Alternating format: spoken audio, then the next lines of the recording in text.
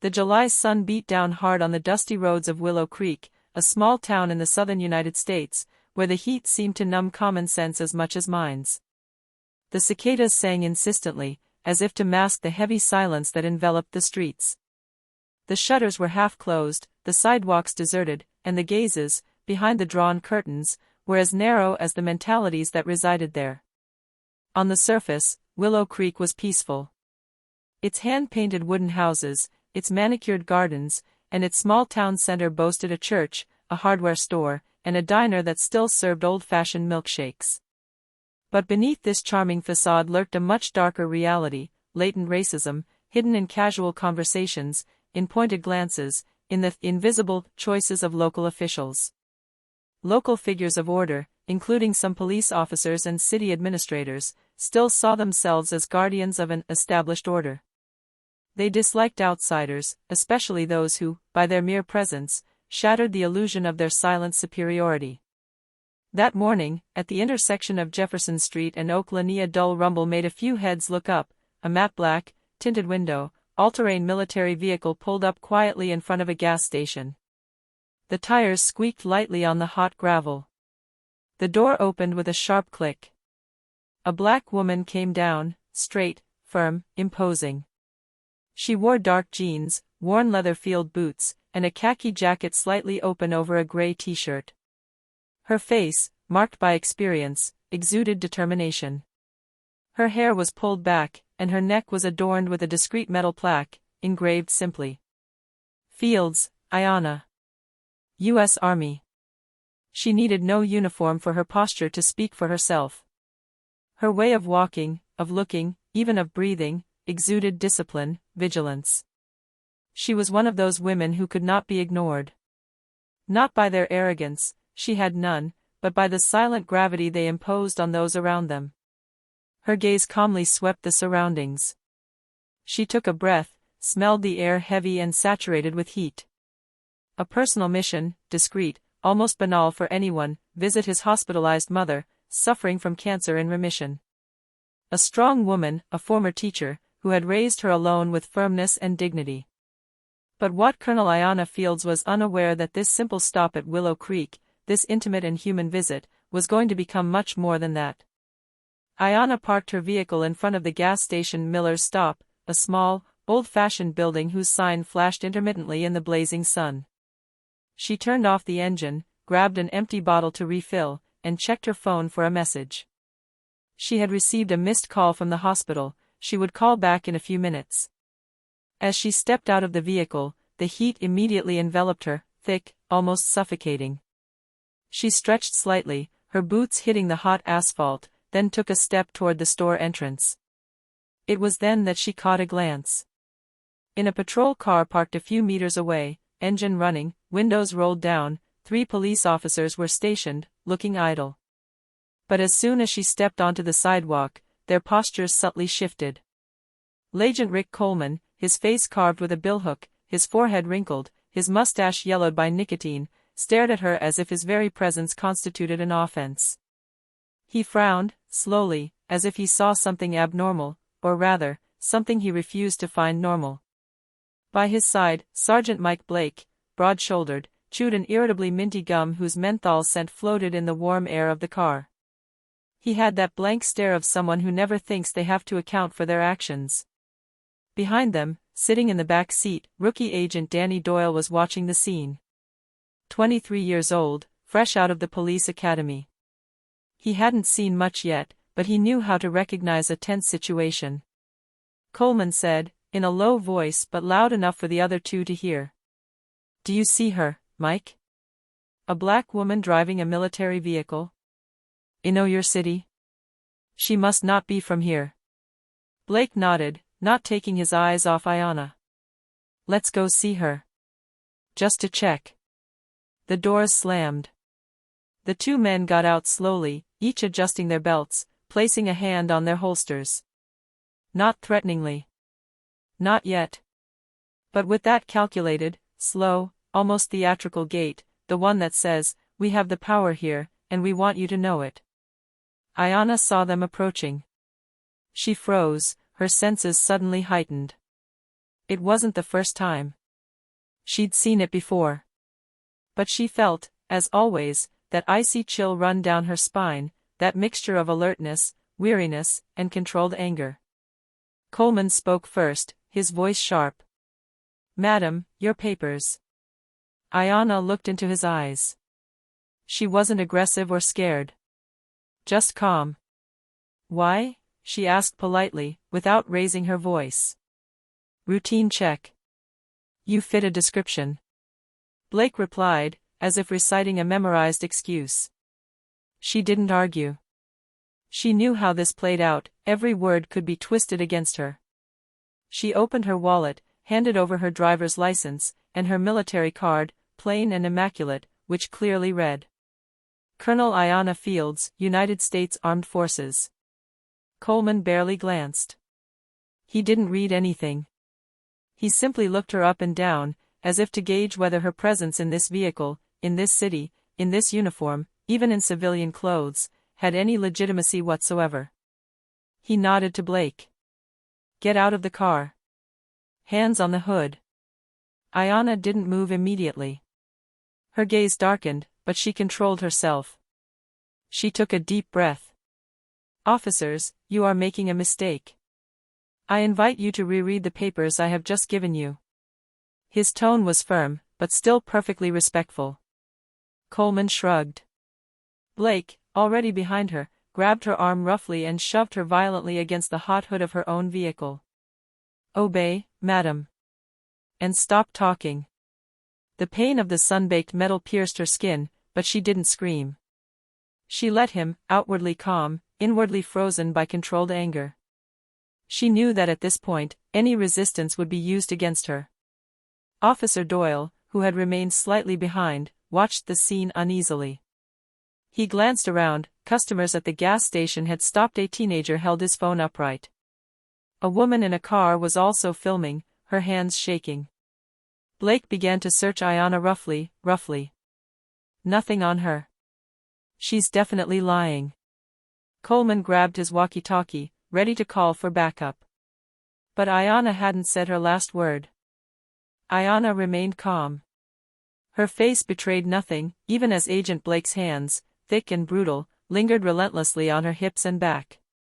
She breathed slowly, deeply, as she had learned in war zones, to keep a cool head when everything threatens to collapse. She lowered her wrist slightly, as if to readjust her black titanium watch.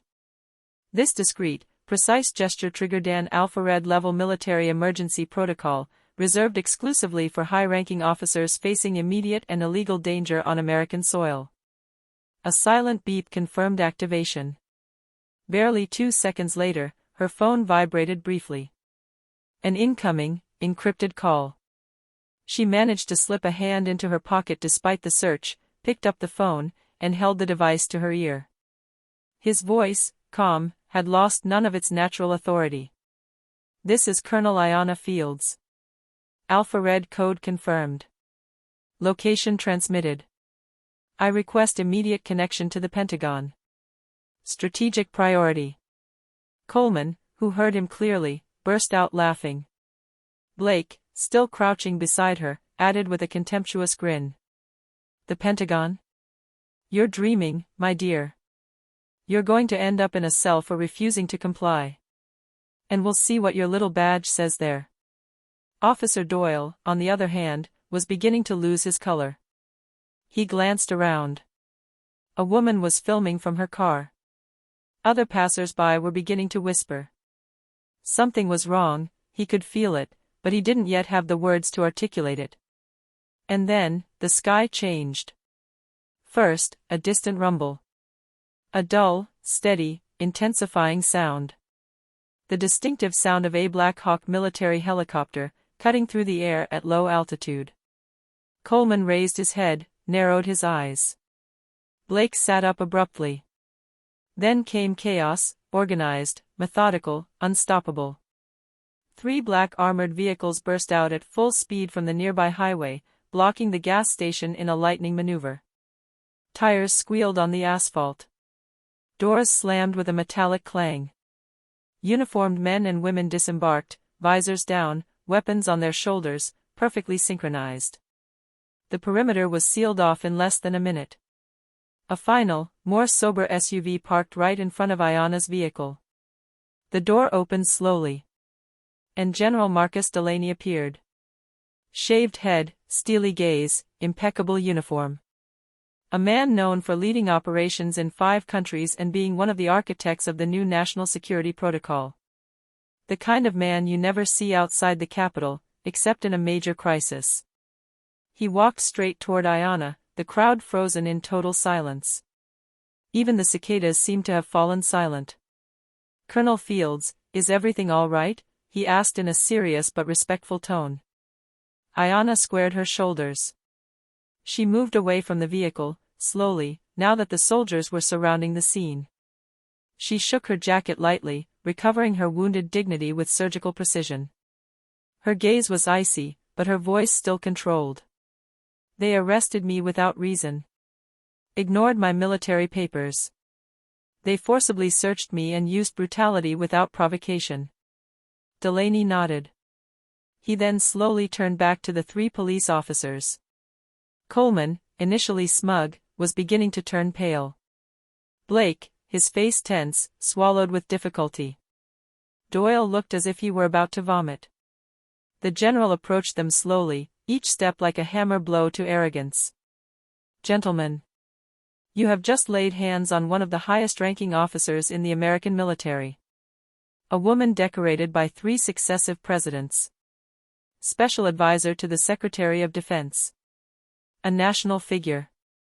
Your actions, filmed by multiple witnesses, constitute a federal crime." He paused. "You are suspended immediately. Your weapons and badges.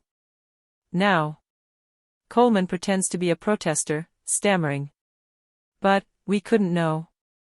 Delaney cut him off sharply. "You saw a black woman in a large vehicle and that was enough for you. That, officer, it's your crime." Blake glanced at Doyle, but it was too late. The soldiers surrounded them, retrieving their badges and weapons.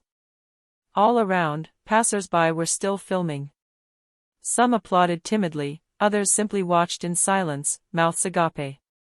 An old woman in a wheelchair whispered, "This is the first time I have seen justice come from heaven." Ayanna turned on her heel and approached the general.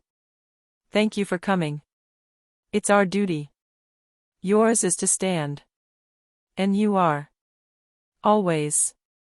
She tilted her head slightly.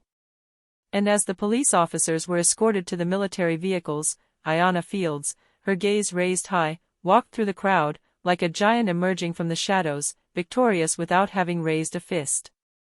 The incident went viral across the country within hours. The video of the arrest, captured from multiple angles by gas station customers, showed it all: the unjustified hostility, the brutality of the arrest, the indifference shown to the military papers, then, the almost supernatural appearance of the military helicopter and the black SUVs, the solemn arrival of General Delaney, and finally, the reversal of power, as clear as it was electric. The images were relayed at lightning speed. On Twitter, #hashtag Colonel Fields, #the Pentagon responds, and #Justice Barlow went viral. Within 24 hours, major news networks devoted special editions to what they called unprecedented event. The headlines in the national press were like slaps in the face. 3 police officers arrest a black colonel, the Pentagon arrives. She calls the Pentagon live, and the sky answers her. When legitimate authority crushes abuse live.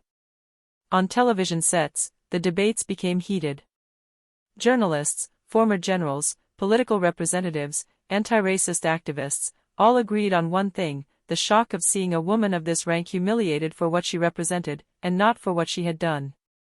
Some commentators, their voices choked, asked, if a woman like her, covered in medals, respected at the highest levels of government, can be dragged around like a criminal for the simple fact of being black in a small town, then what about those whose names remain unknown? Millions of Americans then discovered who Colonel Ayanna Fields really was. Born at Birmingham, Alabama, in one of those neighborhoods that is never mentioned in tourist brochures, she had grown up in a modest house, where the shutters no longer closed and the rain sometimes invited itself into the living room. Her mother, a part-time nurse, had worked nights for 20 years, while her father, a worker in a steel mill, came home with a broken back and soot-covered hands. Ayanna had been a studious, disciplined, and quiet child. It was said of her that, at the age of 8, she already had the look of those who have decided to survive. At 18, she joined the army. Not out of a passion for war, but because it was, for her, a path to dignity, autonomy, and respect. She climbed the ladder one by one, without cheating, without shortcuts. In each mission, she distinguished herself by her strategy, her ability to keep her cool under pressure, and by a humanity rare in conflict zones. In Afghanistan, she organized an emergency evacuation of a girls' school threatened with an attack, saving 73 children. In Iraq, she defused a diplomatic crisis between two warring Allied units, avoiding tragedy. At Sahel, she lost 2 men under her command, and carried their coffins to the plane herself, refusing to have it done for her. Decorated with the Legion of Merit, the Bronze Star and the Global Service Medal, she had reached the rank of colonel in a world dominated by white men, without ever bowing to complacency or compromise. And yet, that morning, at a gas station in Willow Creek, his skin color was enough to erase 30 years of loyalty, service, and sacrifice. This brutal and naked reality was impossible for public opinion to ignore. It hit like a slap in the face to a nation still consumed by its contradictions. Ayanna's voice was then broadcast in a short audio clip, captured by the secure line during the incident. Her voice, calm, simply said, "This is Colonel Ayanna Fields. Code Alpha Red. Location transmitted. I request immediate connection to the Pentagon." This calm, this mastery, this implacable authority in a situation of humiliation, that was all its greatness. She became, in a few hours, the face of 2 Americas. One, who had built her authority through the strength of merit, honor, and service. The other, who still judged people by the color of their skin, and not by the nobility of their background. The 3 officers were suspended the day of the incident, but that was only the beginning. Within a week, the Justice Department announced the opening of a federal investigation into abuse of power, excessive use of force, and aggravated racial discrimination. The trial took place in Washington, D.C., in a federal courtroom watched by the world's media. The courtroom was packed. Veterans, senior officers, civil rights activists, international journalists, all had come to see for themselves the woman who was now being called the colonel who made arrogance tremble. When Ayanna Fields entered the room, in her official uniform, the silence was total. Her bearing was still as straight as ever. She hadn't changed since Willow Creek. But this time, she wasn't just wearing the uniform, she was wearing the weight of all those whom America had refused to face. She stepped forward to testify. No tears. No raised voices. Just surgical precision in the story. She described the events as they had unfolded, minute by minute, gesture by gesture. No anger, no revenge. Only the clarity of a truth impossible to divert. And then, when the judge asked her if she wanted to add anything personal, she stopped. Her gaze swept the room, then she said in a calm voice, but one that carried like a wave. "I'm not standing here today for myself. I'm alive. I had witnesses. I had my rank, and I was able to activate an emergency protocol that few possess. But how many don't have a camera? No badge? No general to descend from the sky? I'm here for them. For those who are arrested because they don't fit in, who are silenced because they don't have the right papers, and who are forgotten once they're behind closed doors. I had light. They only have shadow. This trial is not my fight. It's theirs." A shudder ran through the room. Some were crying. Others were frozen, petrified. The 3 defendants, Coleman, Blake, and Doyle, avoided his gaze. Doyle, young, had red eyes with shame.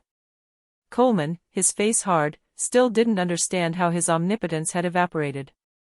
Blake stared at the floor, crushed by the weight of a world he no longer controlled. The verdicts fell. Guilty on all counts. Coleman and Blake were sentenced to several years in federal prison. Doyle, found to be a passive accomplice, received a suspended sentence and was placed in a mandatory restorative justice rehabilitation program. But the repercussions did not stop there. Under pressure from public opinion and after Ayanna's testimony went viral, several states announced immediate reform: routine check protocols, training of police officers, and independent monitoring of arrest cases. The mayor of Willow Creek was forced to resign after it was discovered that he had suppressed several similar complaints against local law enforcement. Police chief was also suspended, and a special federal commission was dispatched to audit the entire police station. More than 20 arrest files were re-examined in the following weeks. Congress itself summoned Ayanna for exceptional public hearing. During his intervention at the Senate, broadcast live, she spoke with the same gravity. "The army taught me to protect the nation. But today, I must protect this nation from itself. The danger isn't the border. The danger is this insidious habit of believing that some are worth more than others. That some must prove their humanity while others receive it by default. As long as this logic persists, no uniform will protect us, no rank will cleanse us of the color of our skin." White senators, both Democrats and Republicans, stood and saluted her. Some were formal. Others were visibly sincerely touched. A few months later, on the facade of the military base of Fort Bragg, a sober but powerful plaque was inaugurated, engraved in dark marble. In honor of Colonel Ayanna Fields. Woman of courage, of dignity. And symbol of an army that never turns a blind eye to injustice. That day, veterans, young soldiers, and civilians from all over the country came to attend the ceremony. Ayanna didn't speak. She simply placed a hand on the plaque and then looked up at the sky. The same sky from which the answer had come that day. And somewhere, in a small, modest living room of Birmingham, a little black girl, in pink pajamas, sat in front of an old television, watching the broadcast. Her eyes shone. She turned to her mother, and said softly, "Mom, I want to become a colonel too." Her mother, her eyes full of tears, held her close, without a word. For the first time, this dream was no longer a fantasy. He had a face. A name. A role model.